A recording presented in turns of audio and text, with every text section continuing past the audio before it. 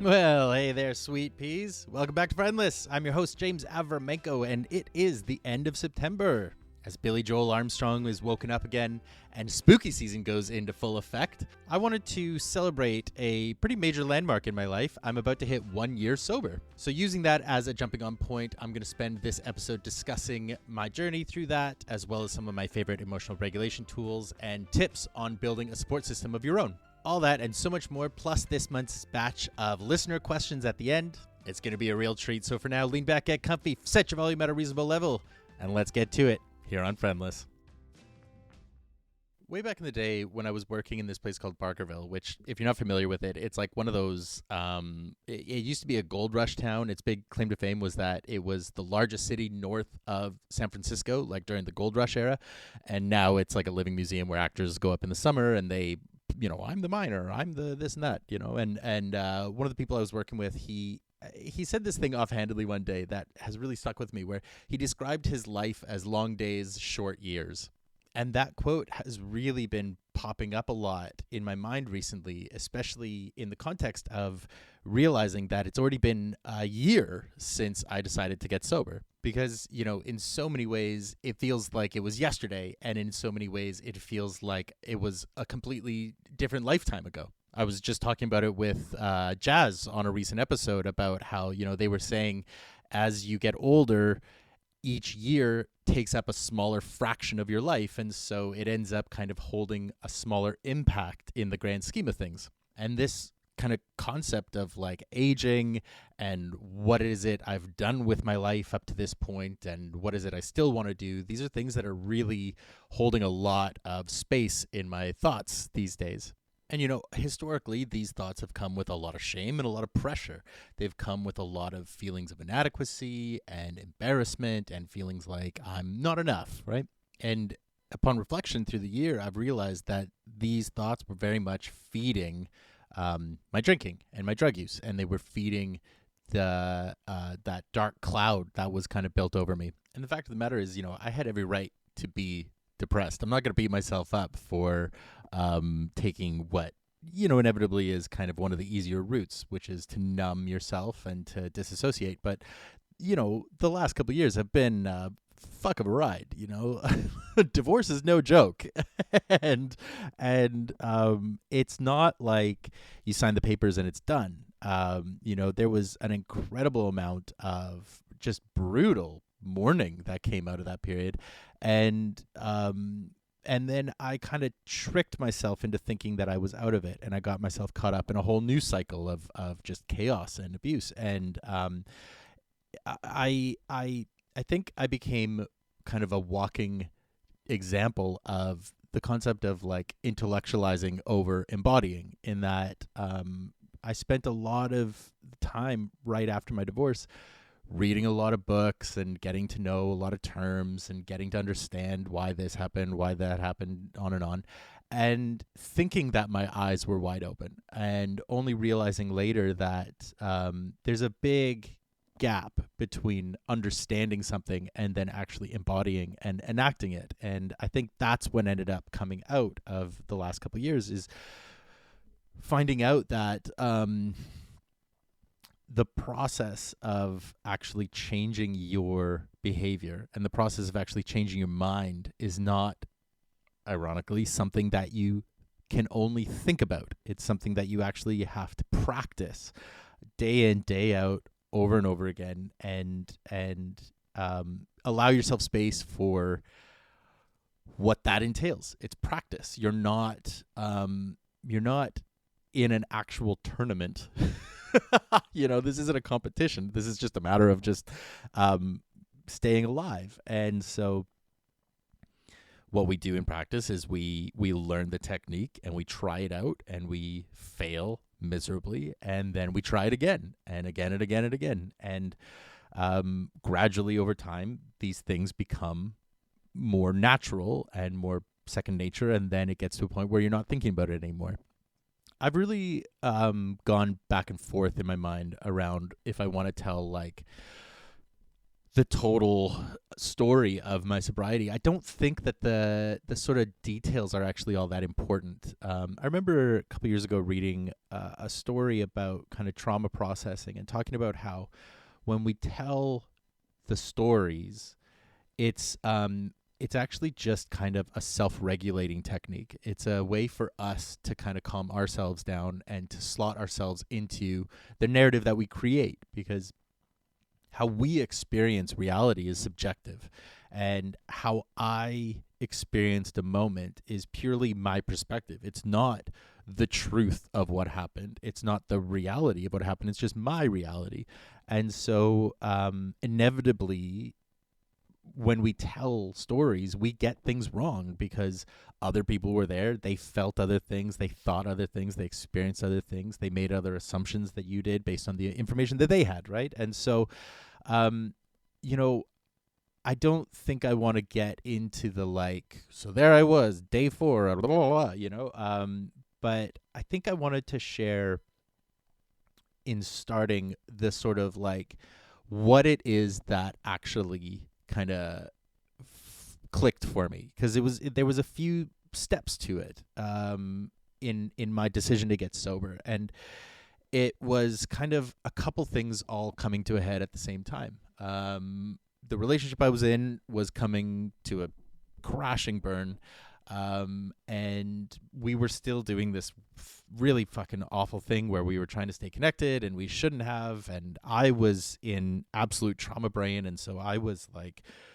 reaching out when I shouldn't have been, and I was a mess. And one of the days of my last binge, someone I knew pulled me aside and said, we think you have a problem. And the irony of who it was who was saying it to me, and the context of where we were at that time is not completely lost on me. But at the same time too, in that moment, I decided, rather than being oppositional and rather than saying go fuck yourself, that's the pot calling the kettle black, I decided to listen, and I decided to say, okay, what they decide to do with their life is their choice. What I decide to do with my life is my choice, and that's what I'm in control of. So I decided to explore it and think about what they were observing and how I was behaving, and what it was that I was doing that was causing this this pain that I was trying to mask. And the other side is one of my dear friends, Brian Knopfling, who has been on the show and on and on. I'm sure listeners are well aware of Brian.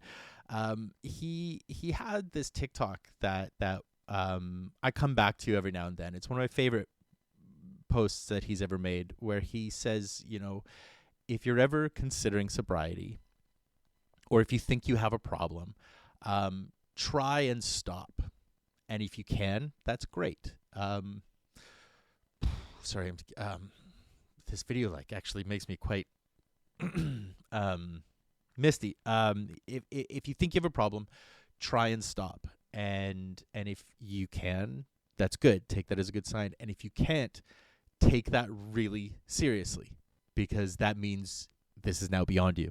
And I realized in the moment I was that, going back to when this person's pulling me aside, I realized I was right on the cusp of it no longer being something that I was in control of. I could see where it was about to head. And I decided I wanted to take Brian's advice, and I wanted to see if this was a problem that was still, in my control, or whether this was out of my hands at this point. And so I decided to just pull the plug and pull away and stop and try and get sober. And at the start, it was never with the intention of, always being sober forever. It was like, I'm going to just see where I'm at when I'm in my sober body and I'm regulated and I'm steady.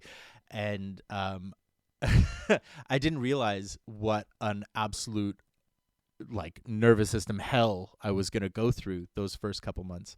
I don't know if I would have tried it if I had known ahead of time how fucking hard it was going to be at the beginning. But, you know, silly old me, I just kind of like jumped in head first and saw what happened. And, you know, there was other factors. I think I wanted to prove these people wrong. Never ever never let the power of spite be diminished. Spite is an incredibly motivating factor, and it's always been a big motivation for me. It's a little bit of like a fuck you, I'll prove you wrong, you know.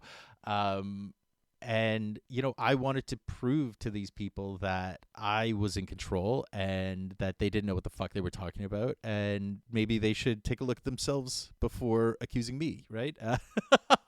You know, maybe not the healthiest mentality to maintain long term, but short term, mwah, you know. And so yeah, I decided I wanted to prove that I could do it. And the first, I'd say, first 3 months were some of the worst couple months that I have been through in a very long time.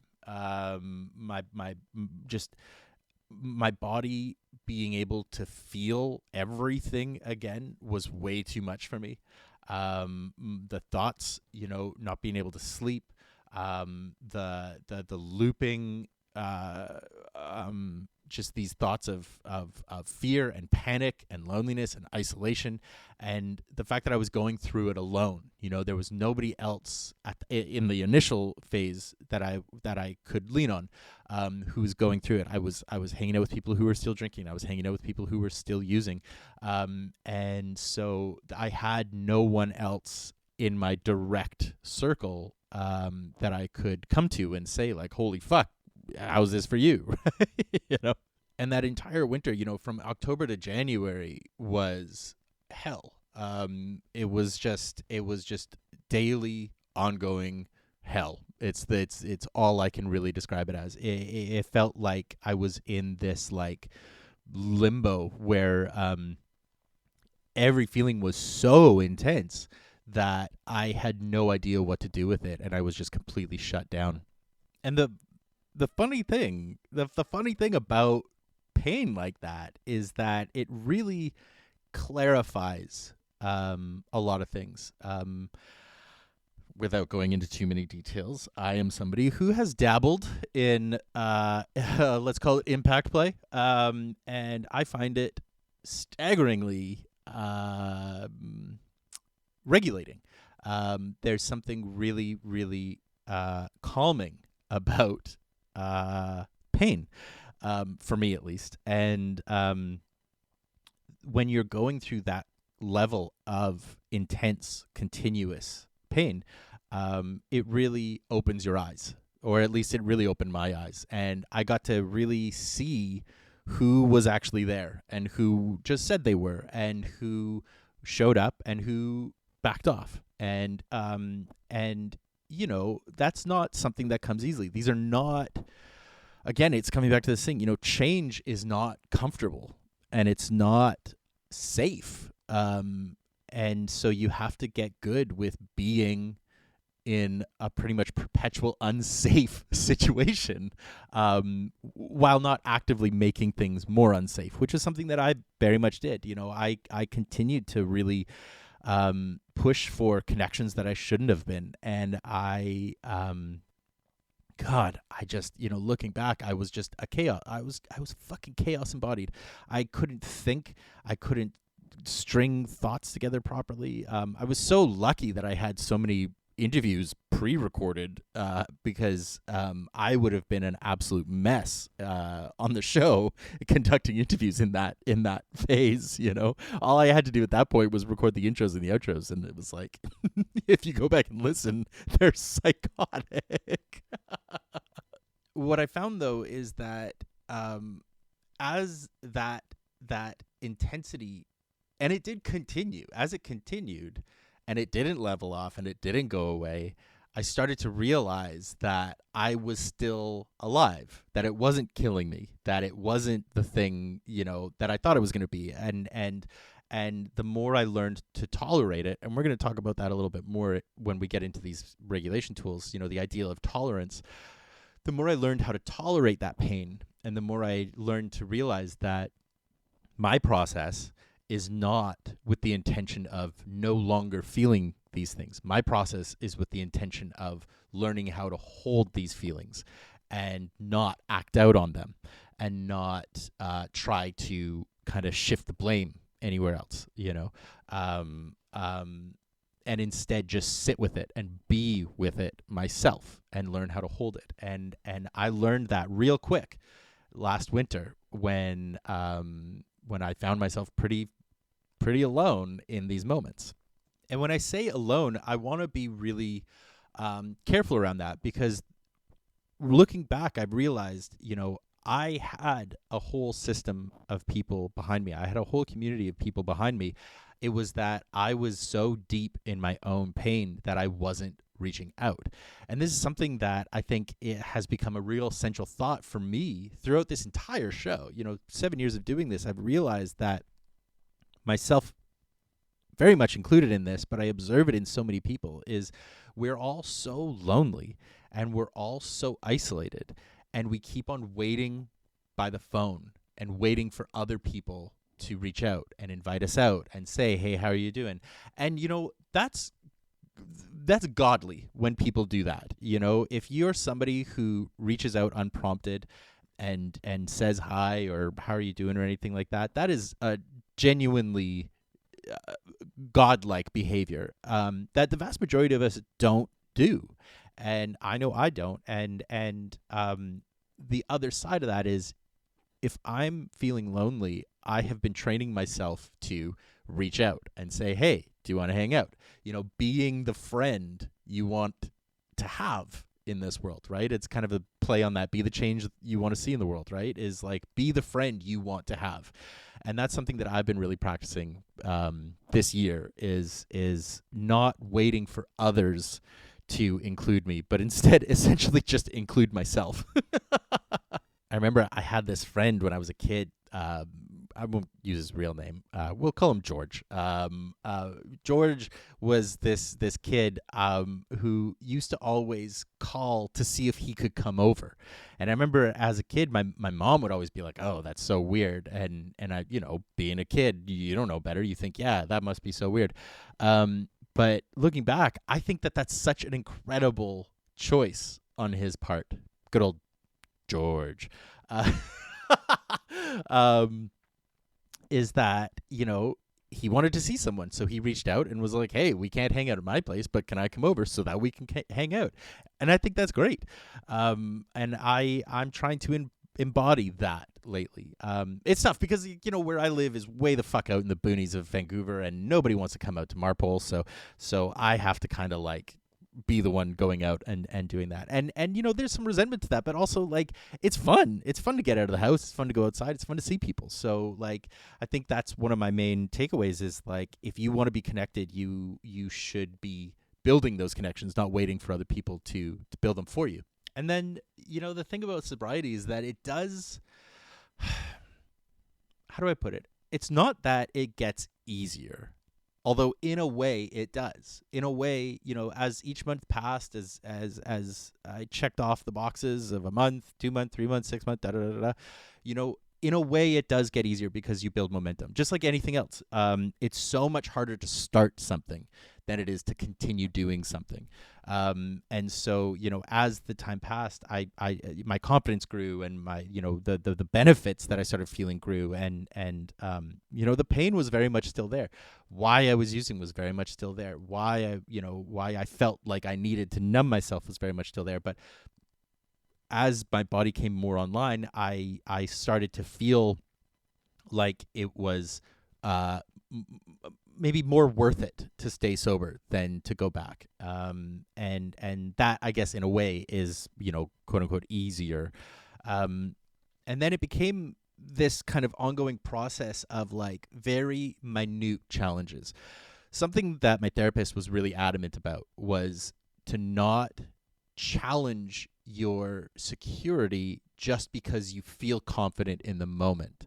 Now that was something that we discussed at length about my previous relationships, because I would feel good, and I would reflect on something, and I would think, they weren't all bad. Maybe they can be logical this time. Maybe we can talk, and I want to reach out, and I want to see, and then it would blow up again, as it always did.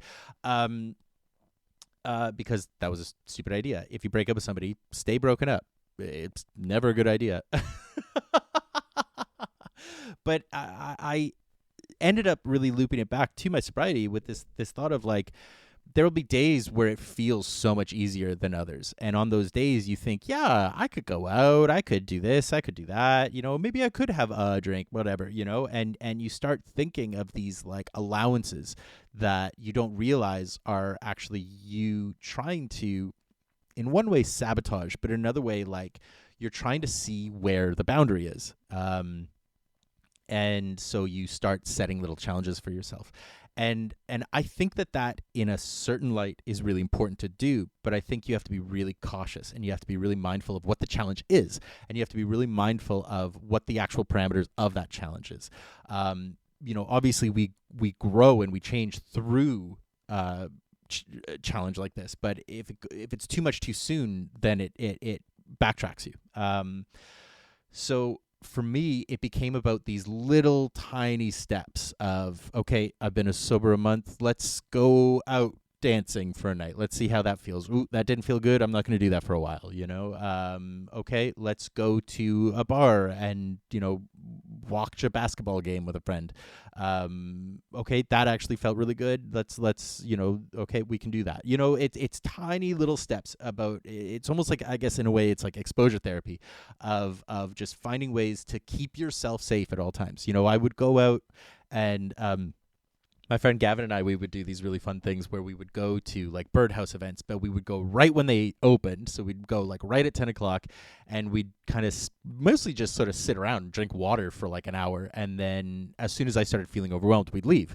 And so it's like little things like that where it's you're being really mindful of your body, you're keeping yourself really grounded in yourself, and you're recognizing when are the triggers coming up, when are those feelings of, oh, what if I did this, what if I did that, when are those kind of little goblin thoughts coming up.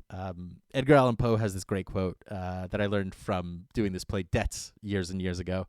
He calls it the imp of the perverse, which is like that little gremlin in the back of your mind, like being like, yeah, you could jump into traffic today, whatever. Oh, what if you just stepped off that bridge? Oh, who knows? It's like, yeah, I just love that. The imp of the perverse, right? And you have to be really cautious around that little imp, right? And as soon as he starts getting a little too loud, you have to shut him down. But not okay. I should be cautious around that, because I think that we have this tendency. I know I have this tendency when an uncomfortable feeling comes up, we block it off. We say no, right? And what I've been working on this year is doing this thing where I turn to it and I listen to it and I say, okay, what are you scared of? So you're afraid. Oh, you're afraid you're going to drink. Okay, what's going to happen if you drink? Oh, okay. So maybe we shouldn't do that. Maybe we shouldn't be in an area where, right? And so instead of saying you're bad thought, you say, oh, what are you trying to tell me here? And let's talk it out, and let's figure out how we can make all of ourselves, all the voices in my head, how can we make all of you feel safe and valid and heard? Which I guess brings me into one of the main points I wanted to talk about is this idea of emotional regulation and some of my favorite emotional regulation tools that I have employed through the year as I've gone through this journey.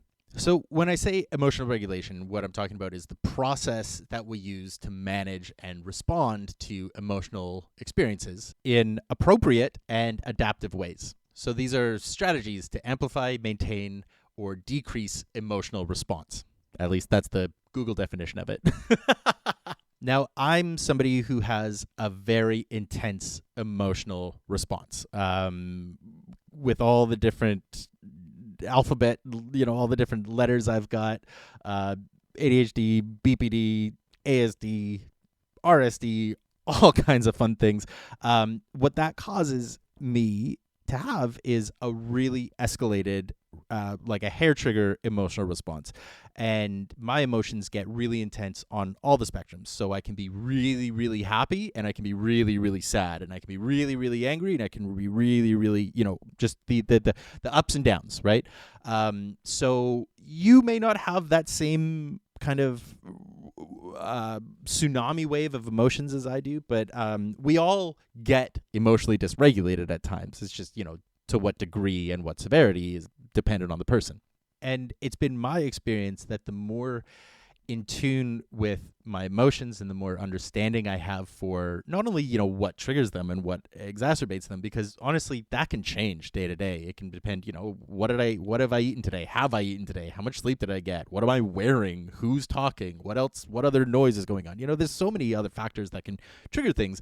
It's more about like understanding, okay, I'm feeling this right now. What am I going to do with it? And recognizing, the baseline, as I'm always saying on the show, I'm always teaching my students, there's no such thing as a good or bad emotion. There are just emotions. And every emotion we have, every feeling we can have, has a purpose in our body. There are some emotions that are more comfortable. There are some emotions that are easier to work with, but there aren't good or bad emotions. And I think that is one of the root issues we have, culturally speaking, in that we're not okay with every emotion that we can possibly have, and we're told which ones are good to have and which ones are bad to have, and because obviously it's not super comfortable to be around somebody who's really angry, but it is possible to be angry and be safe. It's that we're not taught how to work with anger. Instead, we're taught when you're angry, suppress, which then just makes it grow and explode more. And then, of course, something like an anger can lead to, violence, and it can lead to really scary situations if you're not thinking clearly, which is very hard to do when you're in any emotional state. Even if you're in ecstasy, if you're in absolute, joy, you're not thinking clearly. And so I think it's really important to remember that no one emotion is the problem.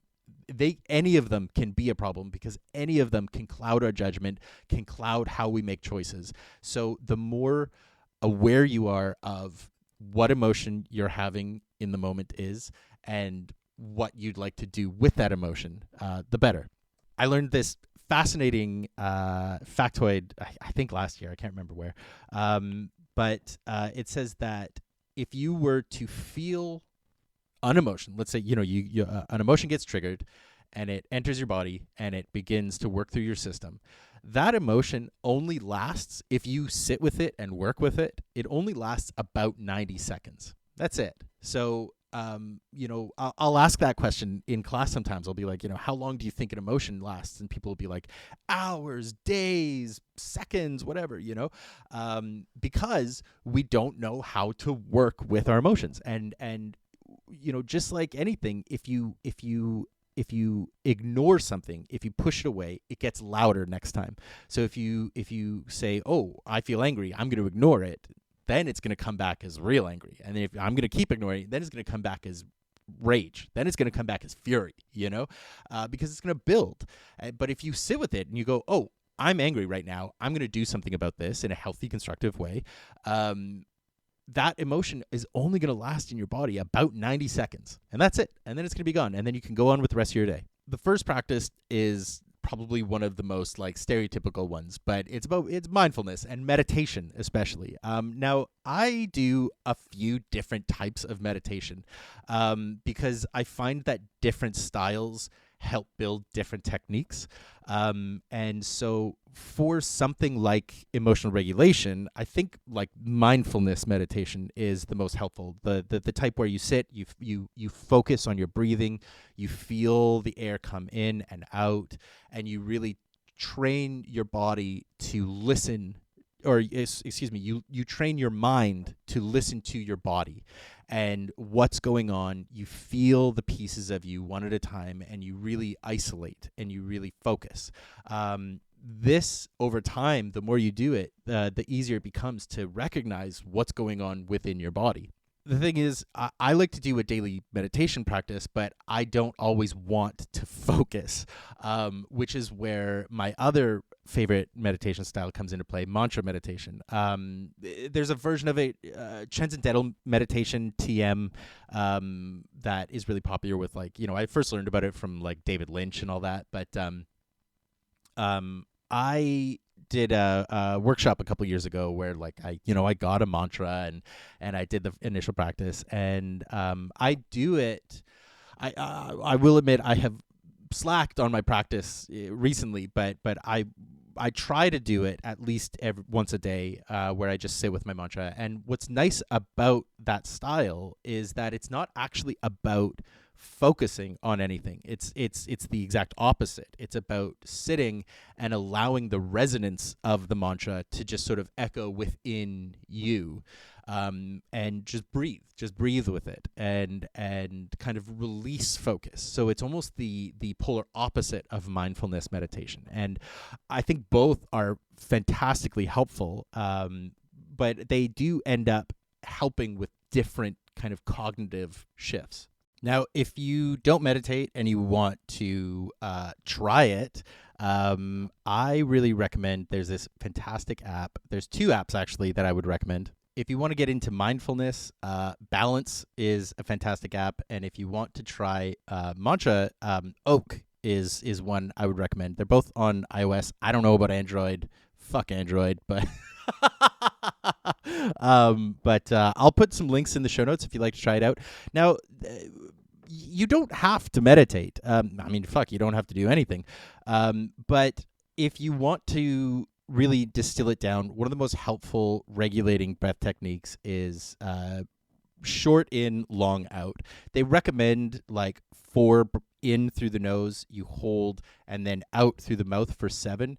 But if you're so far gone that you can't even concentrate on that, literally just making sure breathing in is shorter than breathing out, in through the nose, out through the mouth, and just long out, you'll be right as rain, literally within a couple breaths. Our body has an incredible ability to take care of itself before our mind actually catches up.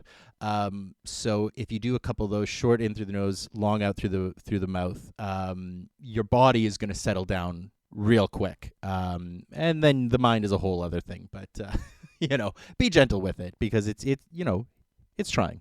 The other big technique that I really recommend is, surprise, surprise, journaling. As a writer, I am a massive proponent for this one. I find it incredibly helpful when I'm feeling any emotion, big, small, happy, sad, whatever it might be, when I journal it out and I write out, whatever it is I'm feeling. It doesn't have to come with any kind of structure. It doesn't have to come with any kind of punctuation or, whatever, just literally just splatting it on the page. I have journals littered all over my house. I don't have just like, this is my angry journal, this is my this journal. I have just journals everywhere where if I'm feeling something, if I have a thought pop up, and I'll just grab one and I'll just start scribbling in it. And I find it, especially for uncomfortable emotions, anger, sadness, these kinds of things, I find journaling to be an incredibly helpful expression of those feelings, because it gets it out of your body. I was talking offhandedly in another episode recently, but there was this fact my partner shared with me recently that when we have these negative thoughts in our mind, and we hold them within ourselves, they stay, right? They lock into our nervous system, and we stay within those emotions. If we take those exact same thoughts, we don't even have to change them. We don't have to flip them and say, oh, it's okay or whatever. If we say, go fuck yourself, oh my God, I'm so fucking mad. We take those identical thoughts and we put them on paper, or we express them, that feeling channels itself out of our body way, way quicker. So I really encourage you, if you're feeling these uncomfortable emotions, grab a pen, grab a piece of paper, and just start scribbling. It doesn't have to be with the intention of like flipping it so that you're looking on the bright side or anything like that. Toxic positivity has no place in my realm. We don't always have to look on the bright side. But just get the thought out of you, write it out. And one thing I find when I journal, when I'm done, I read back and I realize how small that emotion actually is and how fleeting that emotion actually is. And it becomes these really kind of beautiful little snippets. A lot of my poetry comes out of these moments. A lot of my writing comes out of the first splat, and then I look back on it and I go, oh, I can work with this. I can play with this. I can do something with it. That's literally what Hey, Sorry I Missed You is built out of, is journals from years ago that I've gone back and tweaked and played with and kind of tried to fiddle into something semi-legible. So yeah, journaling has extra benefits. Not only does it help you in the moment, but also long term, hey, you might be able to make a book that a couple people read on the internet. The other big piece of emotional regulation is the idea of a support system. For me, there's a fine balance between the sort of personal development and then the communal development. We are only really in control or responsible for ourselves to a certain degree. And at the same time, too, we're also communal animals, right? Like, we need to be in connection with people, and more than just online, more than just texting, more than just like sharing videos. Those are important facets. And if they're all you have access to, obviously they're a massive benefit. But if you have the ability to see someone in person, I really recommend you take it every time, because we're not built to know each other through screens. We're built to know each other in person, flesh to flesh, right? Touch, touch your friends, But what I mean is that it's like there's the piece that you're responsible for on your own, and no one can really control that, and no one can get you to do it, and no one can get it to stick for you. Your behavior is your own. And on the other side, I think that behavior gets reinforced with how you interact with people. And so it's really important to have a team around you. I've been thinking a lot recently about how our systems of capitalism and consumerism are so tailored towards the individual, and they're tailored towards, if you are that special little boy who just bootstraps themselves, and if you just work harder than everyone, then because you're so special, you're going to get everything you want. And that's not how people actually work. People work in connection and in community. They do better. It's that old saying of faster alone, further together. Like, we don't build anything that lasts alone. There's no such thing as the great man of history. If my old university profs have anything to say about it, history is made by people. Even if it is, a person leading, it's still people doing things. But I'm tangenting, sorry. So, it's this idea of recognizing the behaviors that you want to be adjusting for yourself and making those agreements with yourself and learning about that and, changing those, but then also finding ways to connect to people who are going to support you. A lot of the interviews I've been doing recently, we've been talking a lot about how when you're feeling down, you feel kind of bad about reaching out to people because you feel like, oh, I'm always putting this on this person, and I'm always, putting pressure on this one person. They're going to get tired of me. They're going to get sick of me. And that's where the idea of the six-pack comes into play. No, I think I've talked about this on a past show. I can barely remember what I talked about yesterday, but I was introduced to this idea from a friend of mine right when I was getting sober, about the idea of the six-pack, which is, find, give or take, 6 people that you can kind of spread the load of support across, and communicate your need. Don't wait for people to read your mind. Don't wait for people to see that you're hurting so they reach out. Be the person who proactively reaches out to people and say, hey, I need support. Are you able to support me in this way? it's really important to remember you're not too much for having needs. And on the other side, that person is an adult. And so they are able to make decisions for themselves. If they're able to support you, they will say yes. If they're unable to, they'll say no. And if they're unable to but say yes, that's their problem.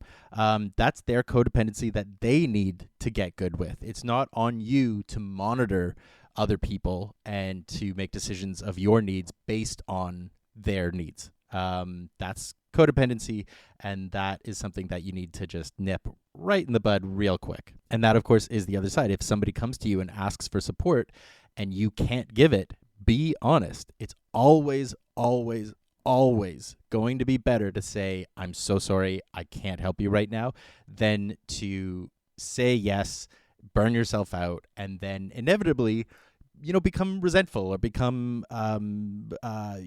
feeling like you're owed something, or, all that mushy, tangly crap that comes out of that kind of people-pleasing behavior. I would really recommend finding people who, A, obviously you feel safe with, but B, are going to offer you different perspectives on things and aren't necessarily always going to agree with you. I think one behavior that I've observed in a lot of people, and myself very much always included in this, is this idea of like, keeping your circle really tight around people who are always going to agree with you and always going to prop you up. And I think that that's a recipe for, it's like that's an echo chamber, right? And it's a way to reinforce potential bad behavior, because if you're never getting pushback, or if you're never getting an alternate perspective of things, or asking like, well, what if you had done this different, or anything like that, then you're never going to actually be challenged to change. So I think it's really important to get different perspectives, people who aren't always going to agree with you, people who are going to push back on you, and then at the same time too, people who are going to unconditionally love you. That very much starts with your own personal practice. You're not going to be able to receive love from others if you're not able to give yourself the love that you need first. So your first step really is to work on building up that self-confidence and that unconditional self-love, and then allowing the love of others to come in beyond that, in whatever capacity they're able to share it. When I say unconditional love, I don't mean they're always gushing over you. What I mean is like they've got your back, and even if they are pushing back on things, even if they are asking, what if you had done something wrong, that isn't a sign that they don't love you. If anything, that's a sign that they do, because they're willing to challenge, and they're willing to push, and they're willing to grow with you, rather than just kind of butter you up and blow smoke up your ass and then send you on your way. So I really challenge you to sit down with yourself. If you're somebody who needs support, look at the list of people write some people out, think about what way could they support you if, in an ideal world, and then reach out to them and ask, hey, look, this is the kind of support I'm looking for. Would you be willing to kind of experiment and play around with me and see what we can offer each other? It's going to feel weird, and it's going to feel awkward, and you're going to do it wrong. Especially if you've never done it before, you're gonna fuck up, and that's okay. That doesn't diminish your worthiness, or your what's the word I'm looking for? Your deservingness. That's not a word, but it doesn't diminish that you deserve support and love and all the resources that these people can offer. And that, I guess, is really what so much of this boils down to, is that, my sobriety, my mental health journey, all of it is about releasing the pressure to do perfection the first time. And instead, I'm going to fuck up. I'm going to allow myself to fuck up. I'm going to allow myself to try stuff out. And it's not always going to stick, and it's not always going to be the best, but it's going to be what I could do at that time. And I'm going to, I end up feeling so much more proud of myself for trying rather than succeeding. It's really, I think the fear of failure is far too powerful an excuse to not try something. I know that's an excuse I've used most of my life, is, oh, well, I could fuck it up, so I better just not do it instead. And, that is not a helpful mentality. So stop it. Cut it out. But I really want to kind of open things up to you, the listeners, if you are feeling like you need support, if you have more questions about building support or about sobriety or anything like that, I really, the lines are open. Please do reach out, and I'd love to talk more about it. If you have more questions, anything like that, I'll put some of the resources that I've really appreciated through the year into the show notes, and feel free to explore and ask questions, reach out. Like I'm always telling my students, I don't know what you don't know. So if you are wondering about something, if you want to hear more about something, then ask away, and we'll see what we can do for you.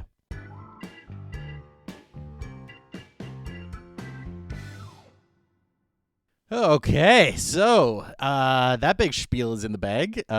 Feeling good, and just I can't believe it. I'm a year sober. That's fucking amazing. I feel great, and my body feels great. I have more money in my bank account than I ever have before in my entire life, and shit's cooking. So with that in the can, let's swing over to some listener questions for the month. As always, if you have any questions, don't wait for the call. Just feel free to message me at FriendlessPod on Instagram or TikTok. Email me, friendlesspod@gmail.com. Any questions, I will always field. I put out a little call kind of around the topics of the week, sometimes on Instagram, but don't feel like you have to wait for that prompt. If something pops up, just message me and I will log it for the next episode. The first question, I'll be honest, I have not unpacked it fully, but it says, how many? Follow-up question, why many?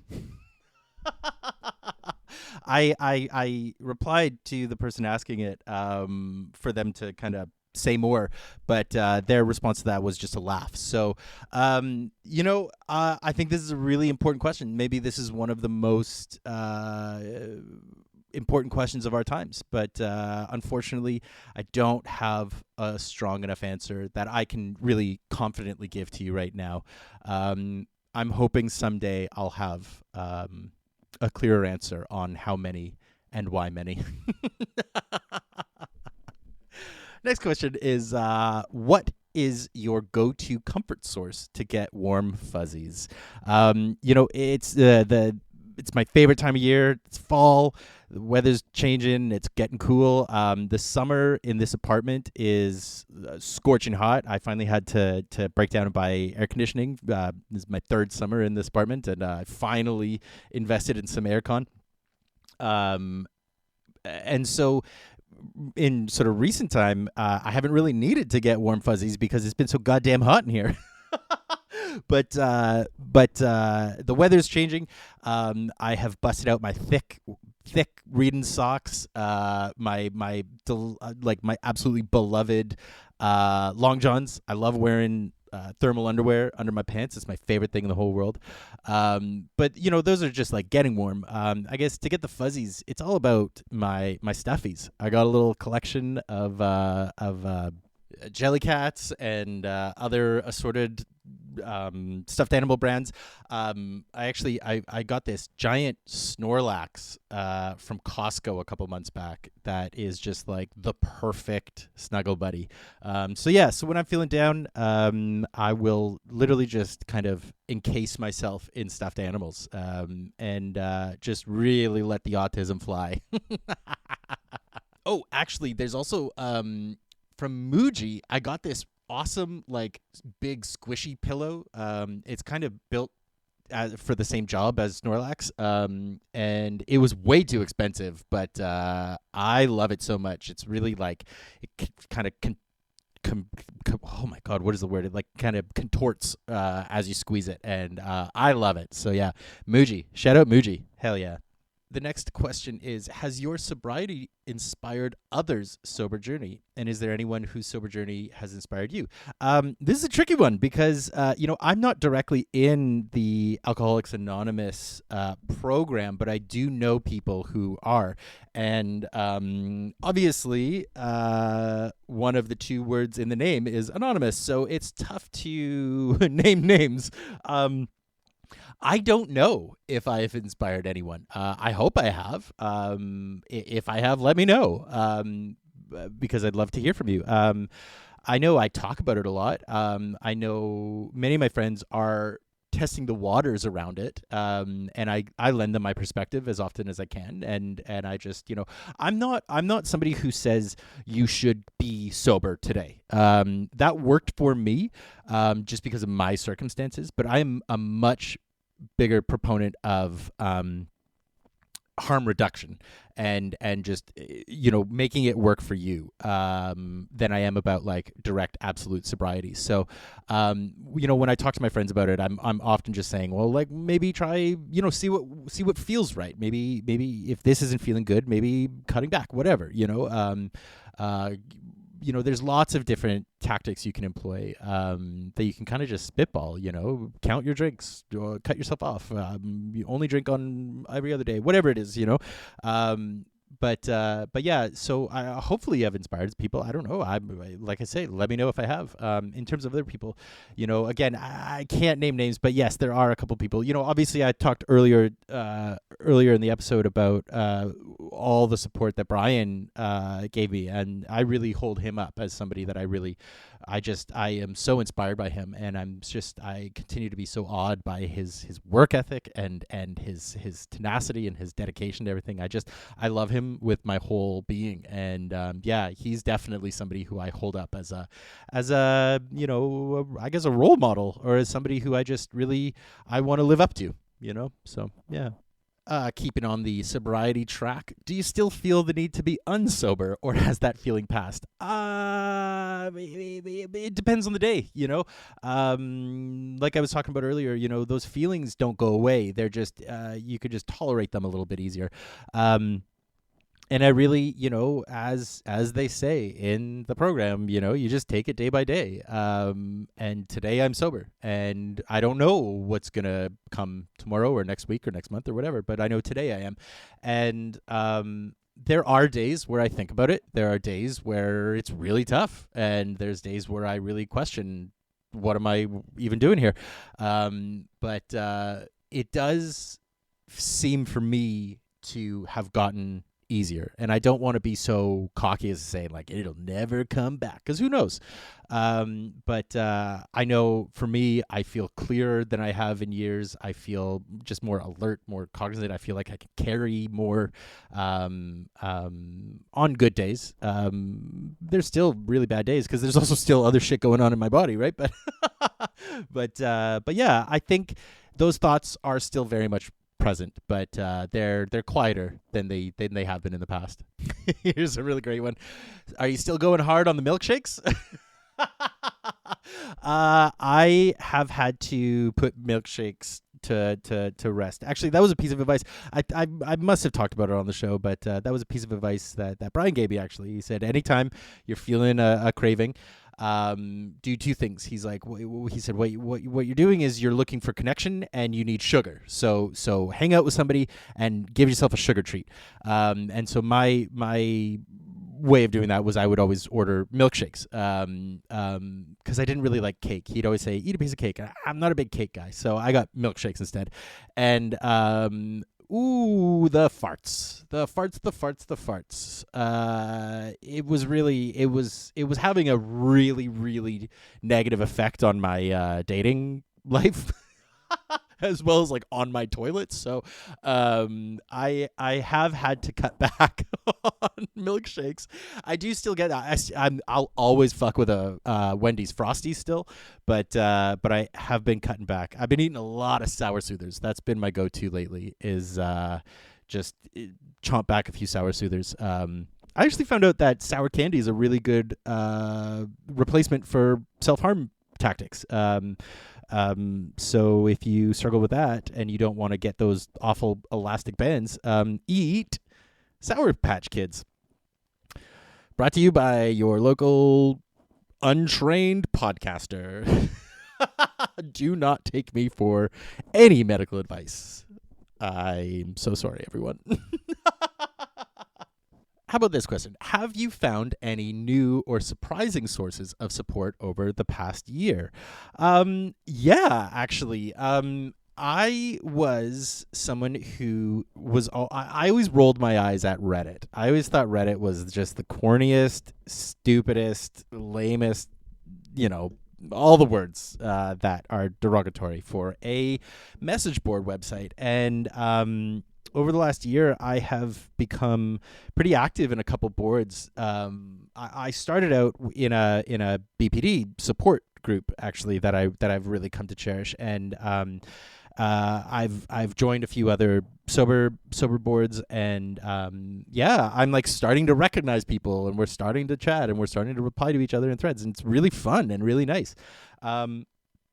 The other one is TikTok. I've been a little spotty in posting over the last couple months. I took the summer off everything, but I'm coming back slowly. But earlier in the year, TikTok was a huge source of really surprising support because, I would post these videos just off the cuff. I never had a plan. I was always just like, this is my thought today, and I would put it up, and people would reply, and people would message me, and I got talking to people like all across the world. I made connections to people in Australia, and we got talking about our mental health, and we started, supporting each other, and to a certain degree. Like, these are still strangers on the internet, but those were real sources of comfort for me, knowing that, no matter how flippant, no matter how bizarre, no matter how out there my thoughts were, there were people out there in the world who were connecting to it and saw themselves in it. And I thought that was really fascinating and really comforting.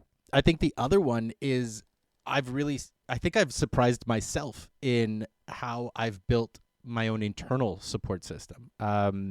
Something I became really voracious for, it almost became I became really stubborn about it, was this development of self-love and self-motivation and self-support. In the winter when I got sober, I basically lost everybody who I was seeing on a day-to-day basis, with the exception of a very, very small handful of people. And so I became really self-reliant, and I've, I don't think that's necessarily the way to go for everybody. I think it's really important to have people around, but at the same time too, I think showing myself that I can give myself the love that I didn't get from the people I wanted it from, that I can just decide, fuck them. They're the ones missing out. They're the ones who fucked off. So I'm going to give myself the love that I thought I wanted from them. When really, who the fuck needs that, right? So I think I've surprised myself in how I've built my own internal support system, and how much of a second nature that's become over the months of practice. It started with really goofy, talking in the mirror, giving myself compliments every time I walked by a mirror. I would do this thing where literally, if I caught my reflection in any surface, whether it was the mirror, my computer, walking down the street, on the sidewalk, wherever it was, if I caught my reflection, I would stop and I'd be like, hey, I really like your shoes, or, oh, your hair looks great today, or just something dumb. And it felt so goofy and stupid and silly. And as the months went on, it became such a fun little practice for me, and it really served to reinforce my confidence and my self-love. And so yeah, just there's little tricks like that, that are going to feel really weird at the start. They eventually kind of get settled in, and they become really vital practices for my own process. And last but not least, and it kind of builds off of this, actually, this last answer, recommendations for creating a solid emotional toolkit: hammers, chainsaws, etc. I think my recommendations, if I was gonna this is a fun exercise, like an emotional toolkit. I think the very first step is you start small. You don't plan on changing everything today. You decide one thing you're going to change. So, for me, it was okay, I'm going to get sober. And then it was I'm going to build my self-confidence. And then, it's incremental. So what you do is you focus on one element that you'd like to change. And then you incorporate one little practice every day. So again, for me, it was giving myself a compliment in the mirror, just something that isn't going to be really taxing, isn't going to be monumental time commitment or anything like that. Just a tiny little thing that I can do throughout my day that's going to be able to kind of incorporate itself without interrupting anything. So I think the first thing is to identify. The next is to make really baby steps and be really patient. To not like just go full hog, like I'm changing everything and this is my new lifestyle and body and hair and everything, right? But instead, like just real slow. I know for me, coming out of everything I've been coming out over the last, 5 years or so, I felt like I was really behind. I continue to still really struggle with that feeling. Like I'm behind. I need to catch up. Oh my God, all that wasted time. What have I been doing?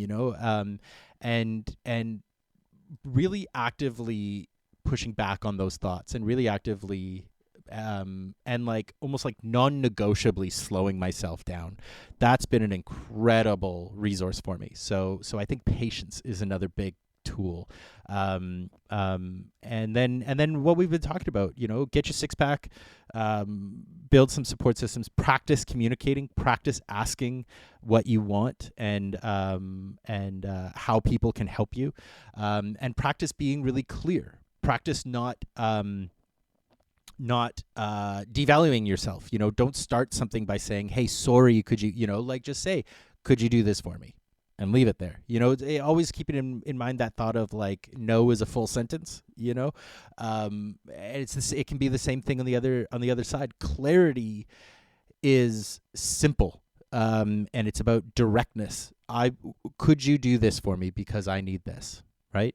That's it. That's all you need. You don't need to color in, oh, but if you can't, oh, sorry, it's fine if not. Oh, no worries, haha. None of that. Get rid of all that shit.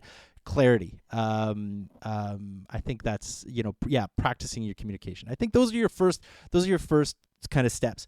And then you can get deeper into, looking at your attachment styles, looking at how you show up in relationships. I had to really do a lot of digging into a lot of shadow work around, codependency and around people pleasing and around all these kinds of elements that you may not necessarily have to address. But I think it is really important when you're looking at the world around you and you're looking at things changing. I think it's really important to reflect on how you're showing up within that world and to not justify yourself, to not say, well, everything I do is golden, right? But instead to say like, okay, how were my actions being interpreted and why would they be interpreted like that? And how could I have shown up differently, right? I think those are really, but that's sort of next level stuff, like, cause that can get pretty rough. There's a lot of grief that comes out of that. So being really cautious and being really patient, I think, is where you want to start.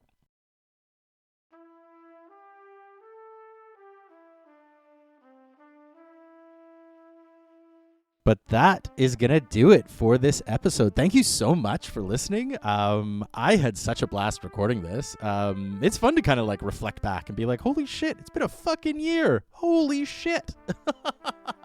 And things are just getting started. I feel like it's taken a year to finally settle in, and now I'm ready to kind of get the next ball rolling, But yeah, thank you so much. I'm going to be back next week with a brand new interview, and we're going to just keep the good times rolling. If you have questions, if you have comments, if you have topics you'd like to hear discussed on the show, please do write to me, friendlesspod@gmail.com or friendlesspod on Instagram and TikTok. Do people still email? I don't know. I was talking about this with my therapist the other day. Do people still email? Anyway, email me and let me know. Do you still email? And of course, don't forget to sign up for the Substack. I have a new experiment brewing that I'm almost ready to share. I think I'm going to be doing a little bit of a facelift on the newsletter as a whole. That's going to be coming down pretty soon. So be sure to sign up so that you never miss an update on that. But that's going to do it for me today because I have talked and talked and talked, and I want to give my throat a little break. So I'm going to curl up, watch a movie, kick off spooky season right. And of course, I'll be back next week with a brand new episode, and I hope you'll be there too. But hey, I'm not going to worry about that right now, and neither should you, because that is then, and this is now. So for now, I'll just say I love you one more time, and I'll wish you well. Fun and safety, sweeties.